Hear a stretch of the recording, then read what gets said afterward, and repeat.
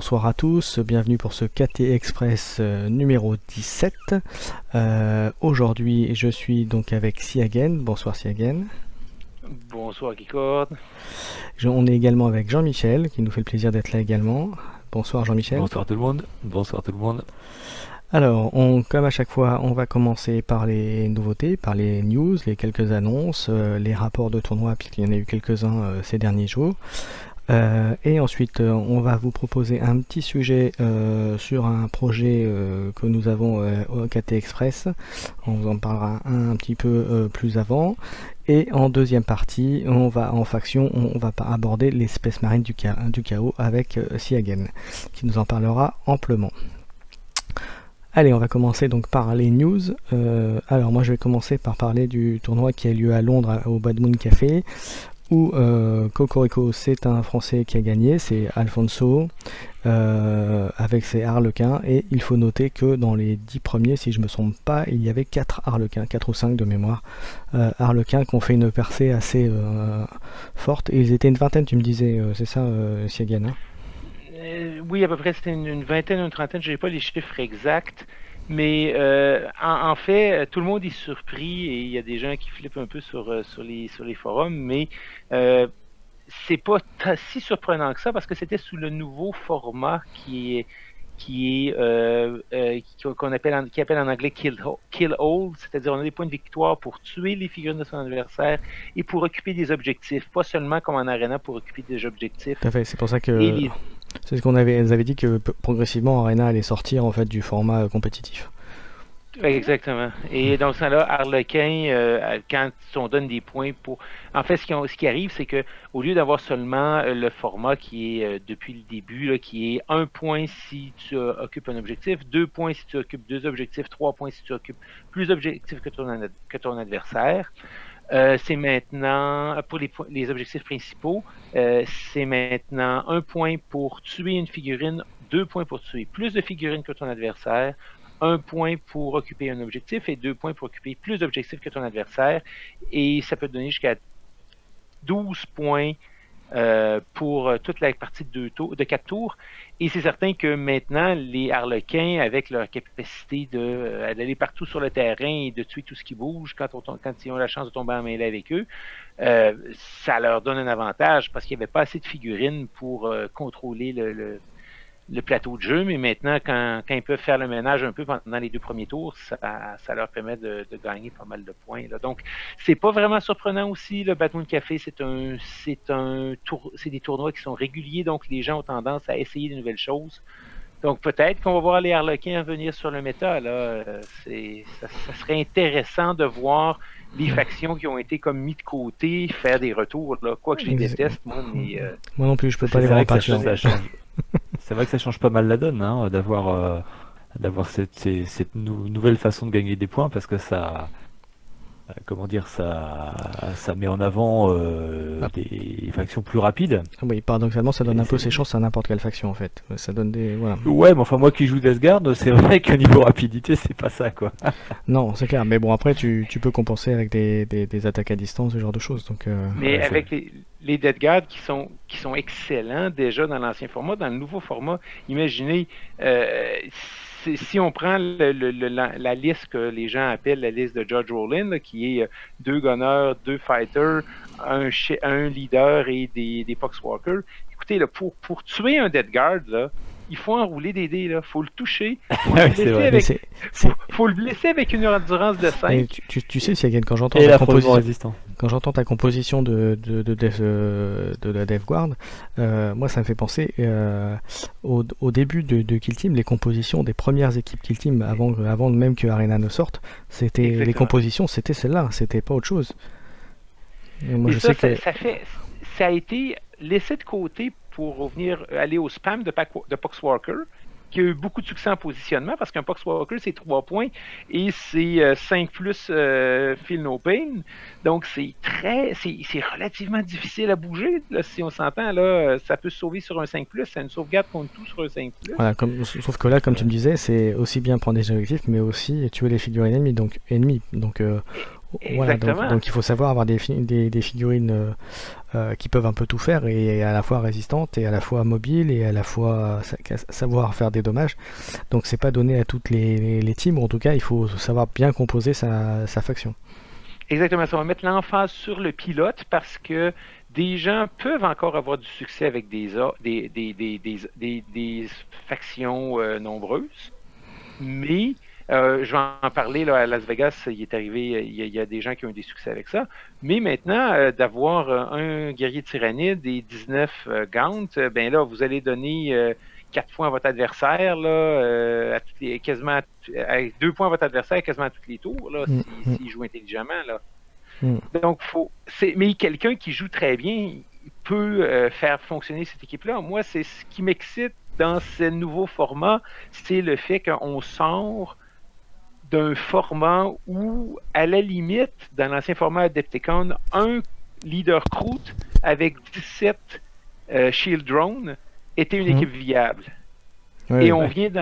on vient dans un nouveau format où ça, c'est plus viable, mais quand même, il y aurait un spam de drone serait encore viable, ou de jouer avec des Crisis Suits serait peut-être viable. Moi, je suis excité de voir là, comment Ah, la méta va bouger. Là. si Egon, ça tombe très bien. Donc écoute, ça fera l'objet d'un sujet des formats de tournoi justement, puisque ça a évolué par rapport à ce que tu disais, les modes de calcul compétitifs a évolué. Donc on en parlera, je pense, dans un sujet spécifique. Mais c'est bien de le rappeler parce que ça explique aussi les résultats des factions qui sont montées. Et donc tu me disais que toi, il y a eu d'autres tournois effectivement.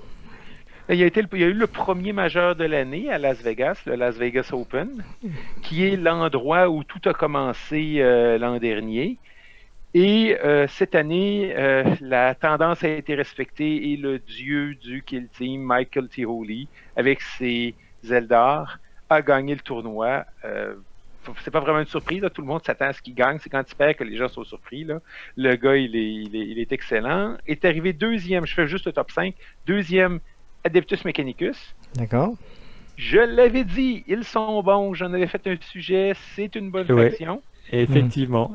Et Mhm. d'ailleurs, mon fiston a commencé une armée d'Adeptus Mechanicus. Et effectivement, ils sont pas mauvais du tout.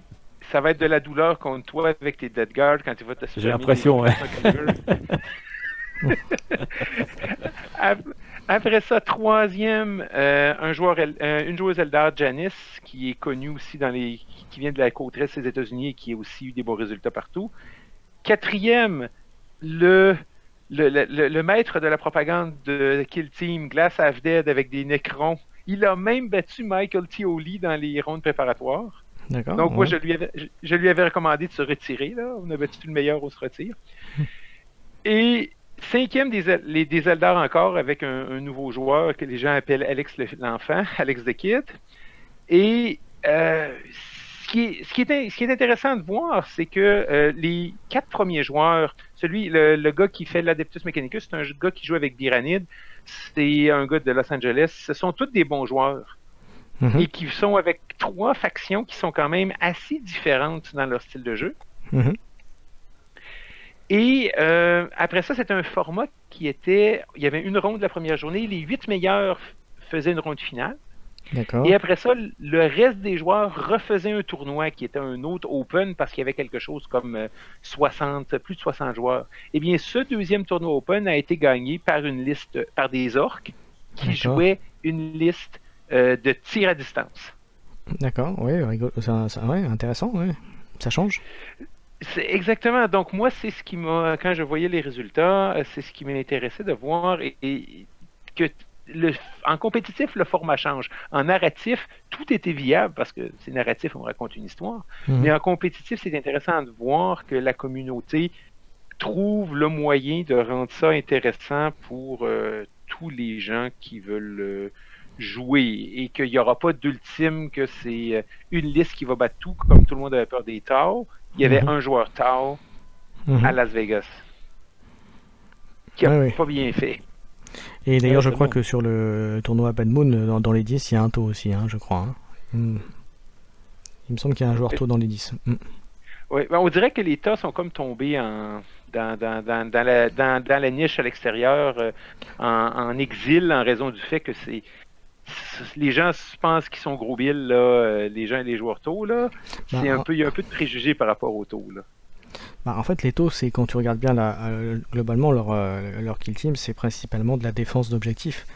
Mais c'est pas tant finalement détruire les figurines ennemies, c'est pas leur point fort. Ils défendent la zone. Alors ils peuvent, bien sûr, ils détruisent des figurines, mais je veux dire sur la longueur, c'est pas une équipe on va dire, de cogneurs, de frappeurs à 100%, on va dire.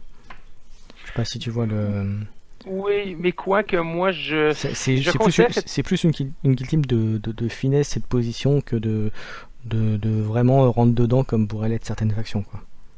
Oui, mais regarde, si on voit les Eldar, c'est relativement peu rentre dedans. Les aussi finir ses positions et c'est jouer sur le mouvement.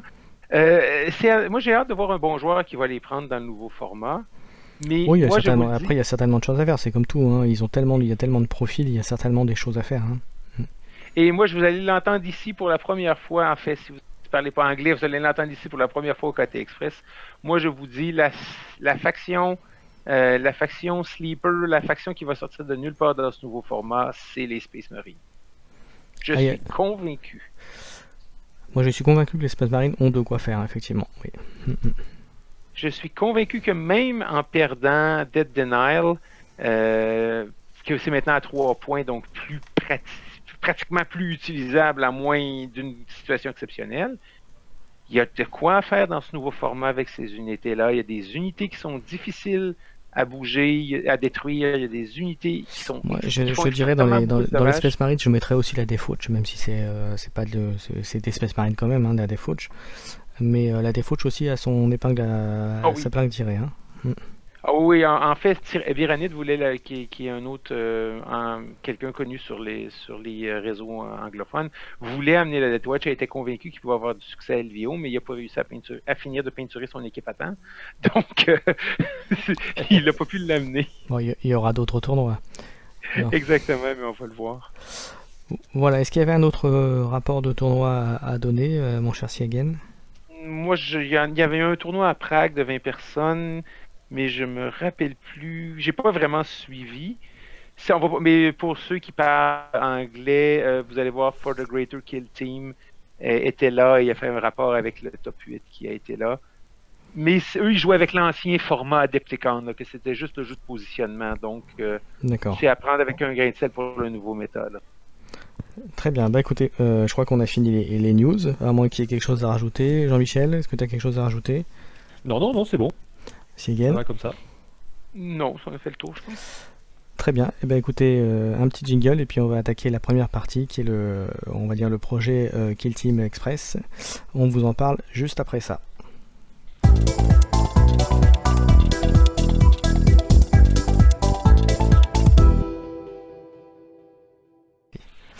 Allez, on va vous parler maintenant en première partie. Alors c'est une partie qui va être un peu courte. Alors on va parler d'un projet KT Express qui me tient bien à cœur. Alors comme vous le savez, comme Jean-Michel le sait aussi et Siagan également, j'aime bien aider la communauté, à faire bouger un petit peu la communauté, proposer des petites choses, on va pas dire novatrices parce que c'est pas le mot, mais voilà, des petites choses en plus. Comme j'ai fait le mode solo, le mode trésor aussi, trésor et aventure pour Kill Team, et j'ai eu comme idée, alors au début je m'avais pensé faire les romans, mais c'est un peu plus compliqué, c'est un peu pompeux et présomptueux de vouloir le faire. Mais en fait l'idée est simple, on va se servir des White Dwarf, des nouvelles Warhammer 40 000 mises dans le White Dwarf pour les mettre en version mission Kill Team. Donc ce seront des missions à thème où dans mon idée il y aura que certaines factions qui seront jouables pour coller à l'histoire et au fluff qui sera proposé. Voilà, notamment je prends un exemple tout bête, hein, dans mon idée de commencer par la nouvelle, la fiction qui est mise dans le White Dwarf 451, là, le dernier, où c'est une équipe de salamanders qui va affronter des cultistes et un psycheur en particulier. Donc je rentrerai pas trop dans le détail, comme ça vous aurez, je vous gâche pas le plaisir, comme on dit. Mais voilà, l'idée c'est de la transposer et de la mettre en mission Kill Team. Voilà, en se servant de ce fluff là. Et donc de le faire après sur les autres White Dwarf, et comme ça de vous proposer régulièrement des missions complètes en fait, on va dire, que vous pourrez jouer soit dans vos campagnes, soit dans d'autres, voilà, dans vos parties Kill Team. Voilà, donc c'est quelque chose qui n'a rien à voir avec la campagne KT Express, mais voilà, qui me tient à cœur de le faire. Alors je sais pas ce que vous en pensez, vous, Siegan et Jean-Michel, de cette idée-là. Bah, moi je pense que c'est une excellente idée. Il y a largement de quoi faire. On peut essayer de coller un petit peu à l'actualité en les dwarfs, c'est récent. Éventuellement, avoir sous la main. Alors je suis désolé Jean-Michel, est-ce que tu peux répéter parce que tu as été coupé plusieurs fois là dans ce que tu viens de dire. Ah désolé. Alors je reprends, je disais je pense que c'est une excellente idée. Ça va mieux là? Oui, parfait. Bon oui. Ouais, très bien. Donc ouais, je pense que c'est tout à fait intéressant de faire ça, surtout avec des White Dwarfs très récents. Comme ça, les gens peuvent les avoir sous la main. C'est des choses qu'éventuellement ils ont lues il y a pas longtemps. Ils peuvent aller s'y replonger, le relire et puis jouer la mise comme ça dans la foulée. Je pense que c'est vraiment bien ça. Moi, je trouve que c'est une excellente idée et j'incite les gens à faire ça aussi parce que vous avez tous, je suis certain, une scène dans des romans que vous avez lus ou dans des nouvelles ou dans des extraits qui sont dans des codex, Voilà, même donc des là, vieux codex. là on en discutait tout à l'heure effectivement aussi à Gun, mais effectivement pourquoi pas aussi refaire des scènes ou des batailles ou des séquences de romans qu'on a bien aimé, de les retransposer en version mission Kill Team effectivement. Et parce que moi c'est ça qui m'est venu à l'idée. Il y a certaines scènes. On a tous une scène qui nous a marqué et qui a fait qu'on a décidé de jouer une faction ou une autre. Donc, ça serait intéressant de voir, de se donner l'objectif de faire ces missions-là. Dans le fond, on est comme les gens qui font du wargame historique. On prend Absolument. des missions, Ouais, entre c'est ça. guillemets, historiques et on les fait pour le jeu, là. Oui, effectivement. Ouais, Ouais, non, puis ça c'est- pourrait être intéressant aussi d'avoir des retours de gens qui vont avoir joué la même mission, enfin en tout cas sur les mêmes nouvelles, avec des issues différentes. Ouais, ça peut être chouette ça.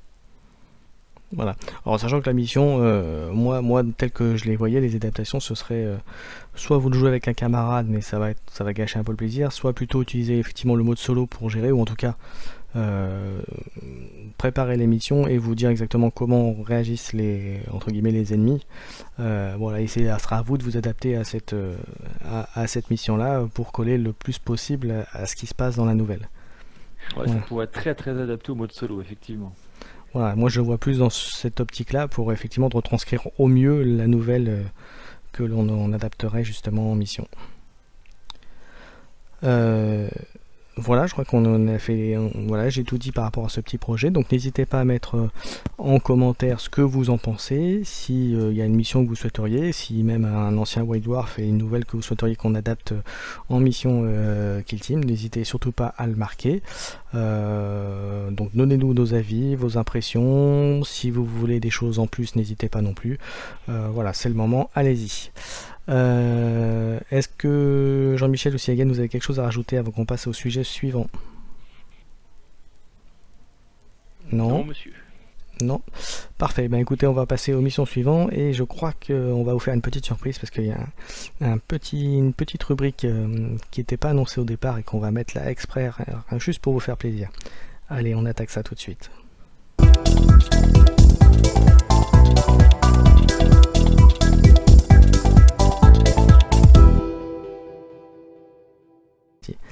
Alors, la rubrique un petit peu surprise, entre guillemets, que Siegan prépare aussi depuis un petit moment, c'est sa rubrique Comment se faire des amis. Il va nous expliquer tout ça.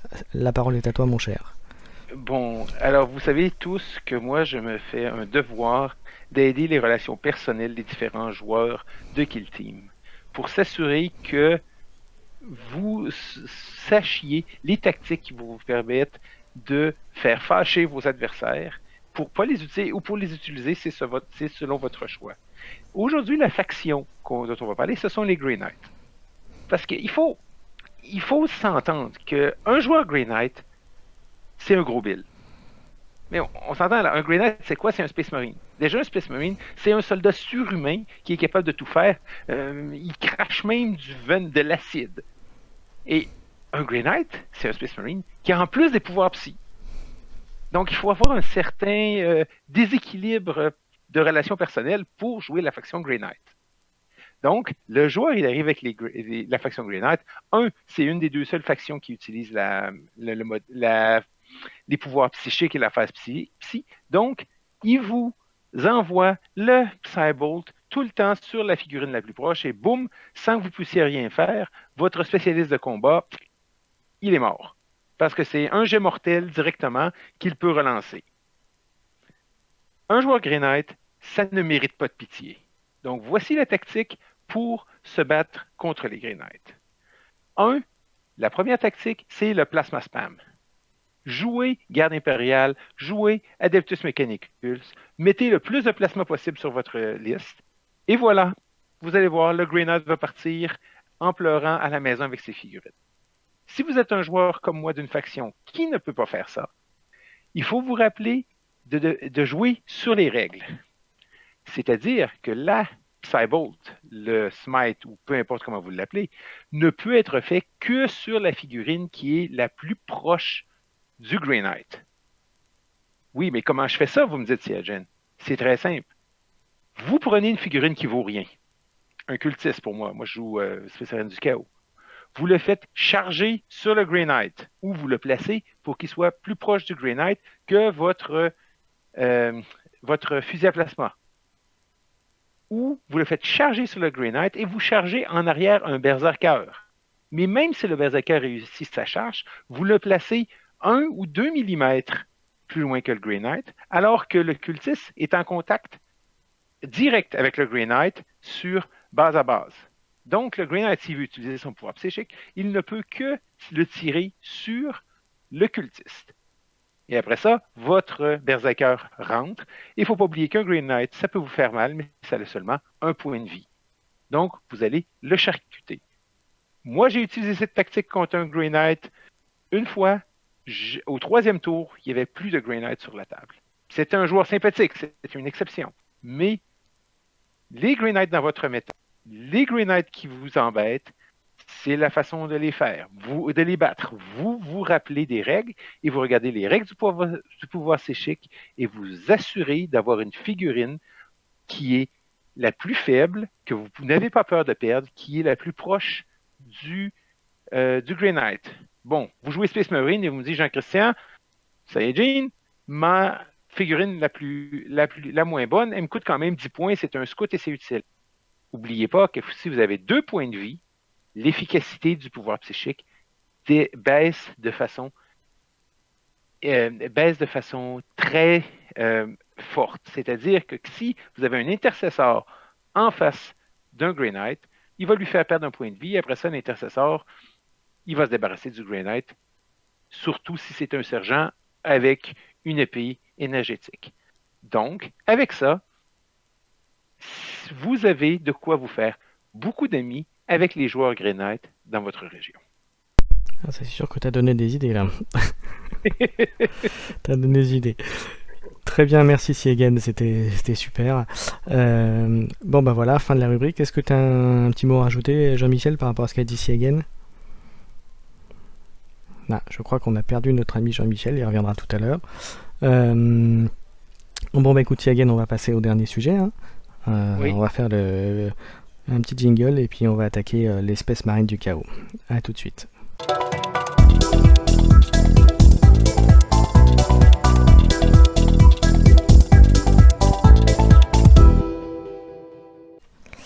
Allez, on va parler de la dernière rubrique. Donc on va parler de la faction les Space Marines du Chaos qui ont été, on en a déjà un tout petit peu parlé lors de la sortie du Kill Team Annuel 2019, puisqu'ils avaient eu des petites armes en plus notamment.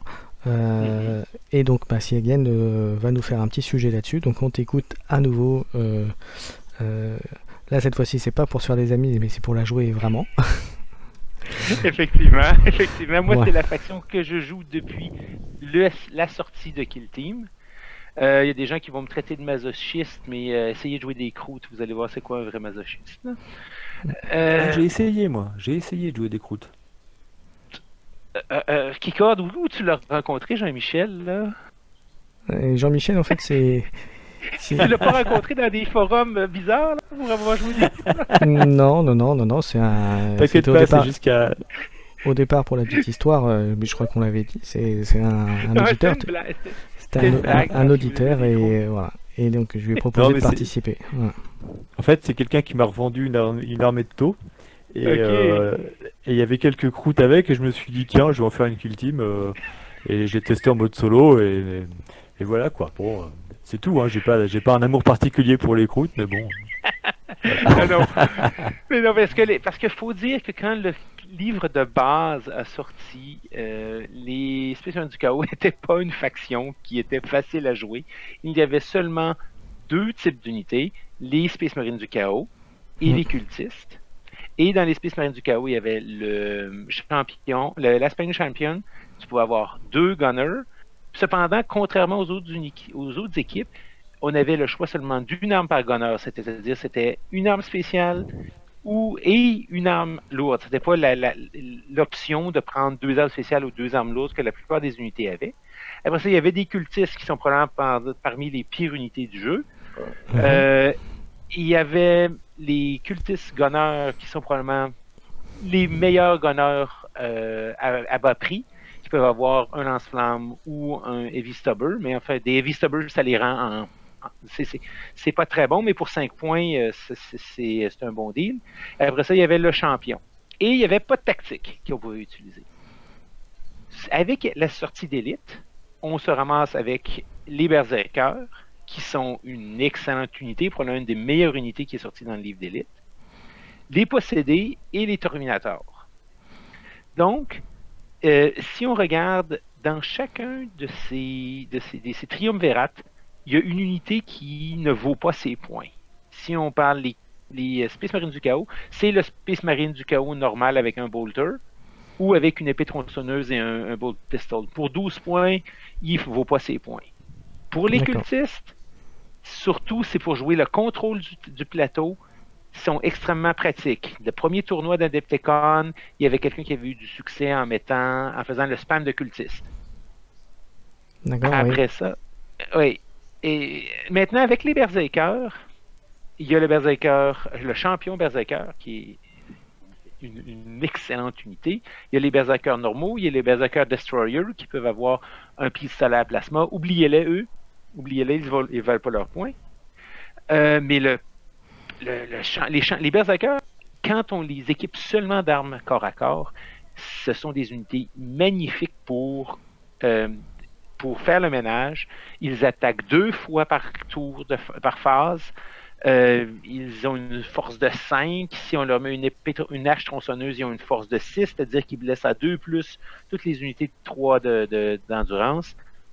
C'est bien. Les possédés, c'est une unité que j'ai encore un point d'interrogation dessus parce que c'est une unité qui est un démon, donc contre les Grey Knights, c'est pas bon.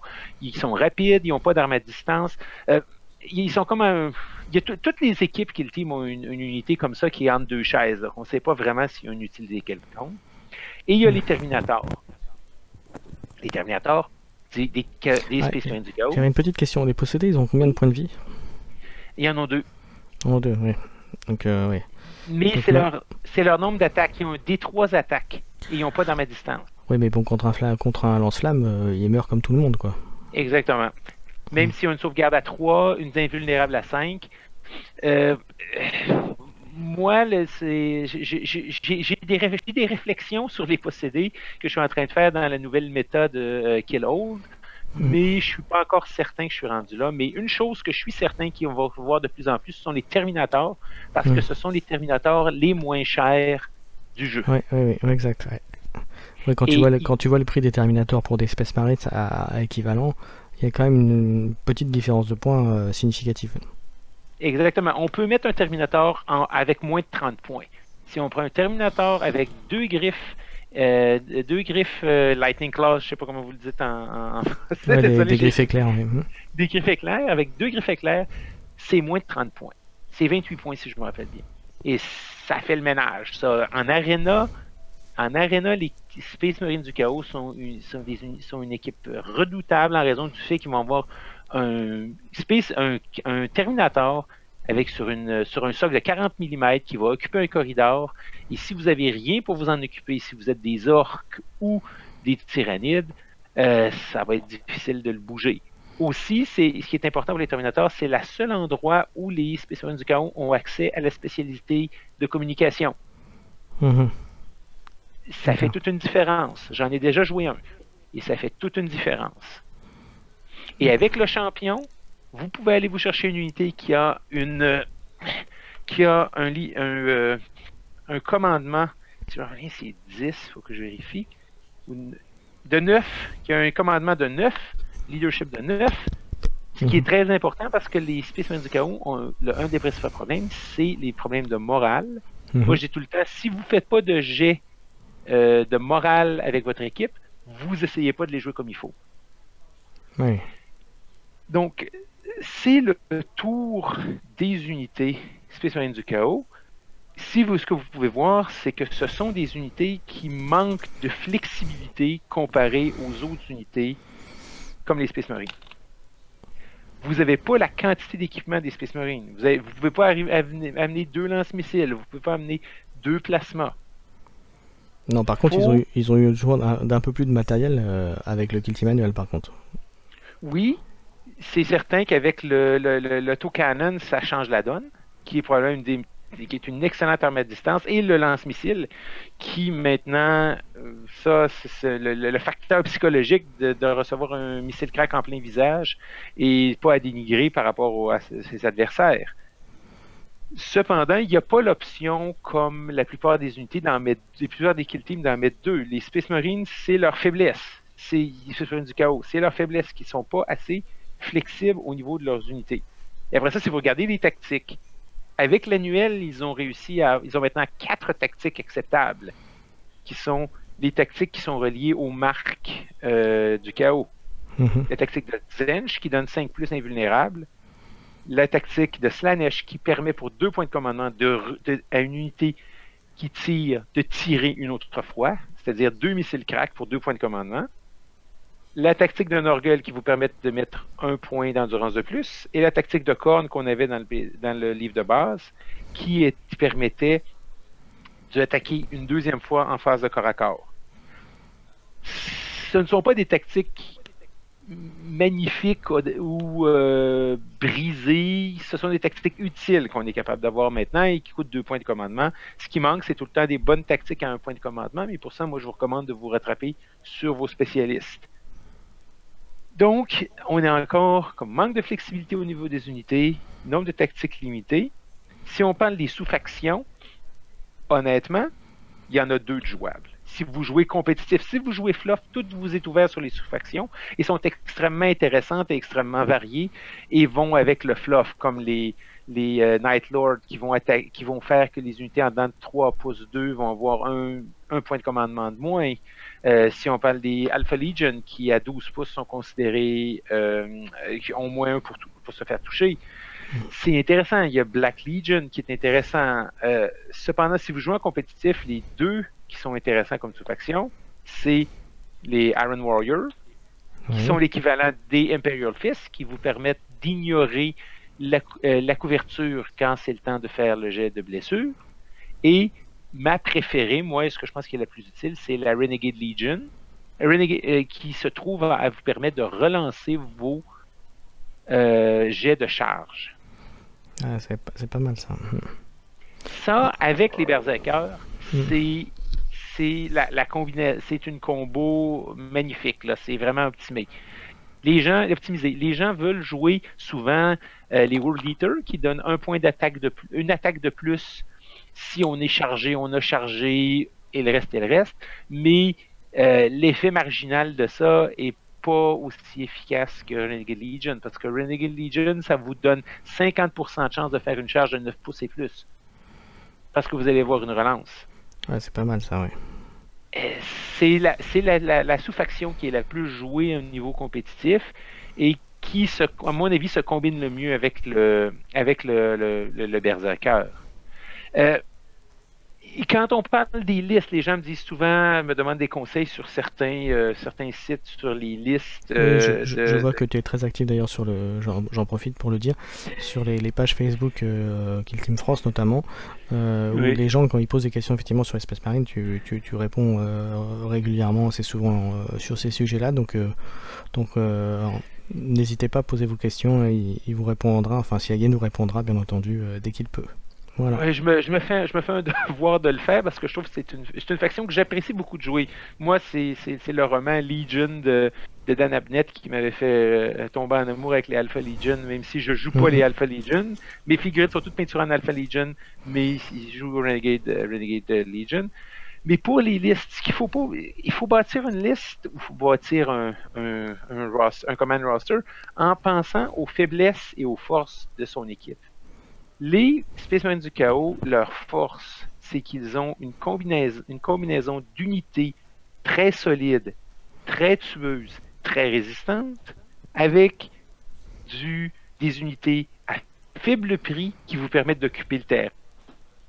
C'est la façon de penser, c'est de faire la combinaison. Et maintenant, vous avez en plus, avec les berserkers, la combinaison de unités qui sont bonnes au tir, c'est-à-dire vous pouvez avoir un lance-missile ou un autocanon avec un fusil plasma et avec des berserkers en plus. Donc, c'est la façon de bâtir sa liste, c'est en utilisant ces forces-là. Et pour les faiblesses des Space Marines du Chaos, c'est la morale Mhm. et le manque de... Vous pouvez pas spammer des armes, sauf peut-être Ouais, ce que tu disais tout à l'heure, un- ouais. Ouais, et les deux un- faiblesses, effectivement, le moral plus et la variété de choix d'armes que tu peux mettre sur le terrain. Exactement, parce que si vous arrivez avec 13 unités, 7, dont 7 sont des cultistes, au troisième tour, vous en allez probablement en avoir 5 de sortie, c'est-à-dire que vos Space Marines qui vont avoir une blessure légère, ils vont manquer leur jet de commandement seulement avec le poids des cultistes qui sont en arrière d'eux, qui sont blessés.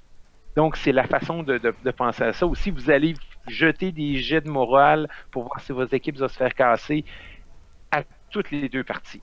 Ouais, c'est ouais. ce qui m'est arrivé Mais ce que j'allais dire, parce c'est du que vécu, oui. c'est ça.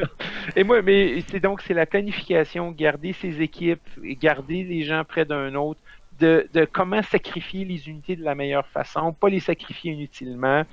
Euh, Aussi, il faut que vous pensiez que ça vous prend un plan B, C et D parce que vos erreurs ne vous seront pas pardonnées avec les Space Marines du Chaos. Vous n'avez pas de façon, sauf les dés, les dieux du hasard qui vous tombent dessus. Après, de toute façon, Kill Team, c'est un jeu de positionnement, donc c'est aussi... si vous faites une erreur, j'ai envie de te dire, quelle que soit la Kill Team, dès que tu commences à faire une voire deux erreurs, tu as la sanction tout de suite derrière, hein. Si, enfin, en tout cas, si le joueur en face repère et voit comment contrer et comment utiliser ton erreur, entre guillemets, en général, la sanction tombe tout de suite, hein, donc... Effectivement, cependant, si on joue quelque chose comme Adeptus Mechanicus, on a 4 fusils à plasma, on en perd un, il en reste 3. Space Marine du exactement. Chaos, vous en avez un, vous le perdez, il n'est plus là. Oui, oui. Donc, surtout, c'est penser, penser à comment gagner la partie et n'oubliez pas surtout que vos cultistes sont souvent vos joueurs du match. Moi, j'ai un cultiste qui ne demeure jamais. Le même cultiste, dans tous les parties que j'ai jouées, n'est pas mort une fois et m'a gagné 3 parties. Est-ce que tu lui as donné un nom? Ben oui, mais il avait déjà commencé. Il était peint, il avait un nom quand il a commencé à jouer, donc c'est normal qu'il soit bon comme ça. Il y a souvent ça hein, dans pas mal d'équipes. Hein. Moi, j'ai un appui lourd aussi dans ma Death Guard. Il est absolument increvable. C'est absolument inexplicable, mais c'est comme ça. Hein.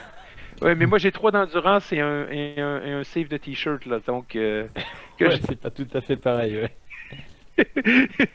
mais c'est aussi c'est ça à penser. Les gens adversaires vont oublier vos cultistes et il faut il faut les utiliser au maximum pour le jeu de positionnement, pour s'assurer que personne vient faire un deep strike dans votre champ, dans votre cour arrière. Il faut vraiment savoir comment utiliser ces cultistes. Mais moi, on parlait des listes. Moi, ce que je vous recommande, si vous commencez à jouer, faut penser, premièrement, pour le chef, ça vous prend le champion cultiste. parce que son seul rôle, c'est d'être une batterie à point de commandement jusqu'au tour 3. Au tour 3, vous pouvez le sortir et il peut faire quand même du dommage. Moi, contre Adeptus Mechanicus, toutes les choses à 3 d'endurance, c'est quand même une figurine qui a 2 attaques, 3 avec son arme, et que vous pouvez utiliser en lead by example, qui permet de faire attaquer quelqu'un d'autre qui serait tout de suite après elle, si vous la faites charger.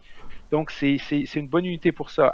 Après ça, maintenant, moi, ce que je dis toujours, j'aime bien avoir mes 2 gunners Chaos Space Marine, un avec un fusil à plasma. Le fusil à plasma en dedans de 12 pouces, c'est la meilleure arme que vous avez. Faut pas l'oublier.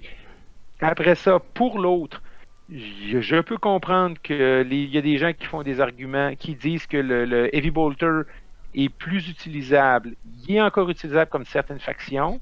L'autocanon est probablement votre meilleur cheval de travail. Avec les 2 dommages, là, ça va enlever des unités sur le terrain. Mais le lance-missile, si jamais vous affrontez Custodes ou des gros insectes de tyrannides, juste l'effet psychologique à votre adversaire de savoir qu'un coup peut enlever une unité avec 6 dommages, ça influence la partie. Il va toujours s'arranger pour savoir où est le lance-missile. Il faut utiliser ça. Donc, moi, je veux jouer avec mes 2 gunners. Il y a des gens qui préfèrent une autre tactique que je vais aborder, c'est les berserkers. Moi, je joue avec 2 à 3 berserkers maximum. Certains jouent avec 5. Ça dépend de votre style de jeu. Ça dépend de l'agressivité avec laquelle vous les jouez. Ça dépend de votre méta contre vos adversaires. Moi, je trouve que le champion berserker avec une griffe éclair et une épée tronçonneuse, c'est un must. Ça doit être dans toutes les équipes, en zélote, en vétéran, peu importe la façon dont la saveur avec laquelle vous voulez le jouer. Cette unité-là doit être automatique. Parce que vous n'avez pas besoin, elle est bonne contre les sauvegardes invulnérables parce que vous relancez tous vos jets de blessure avec la griffe éclair. Elle est bonne contre les équipes contre une Death Guard parce que vous avez -2 à l'armure, sa armure.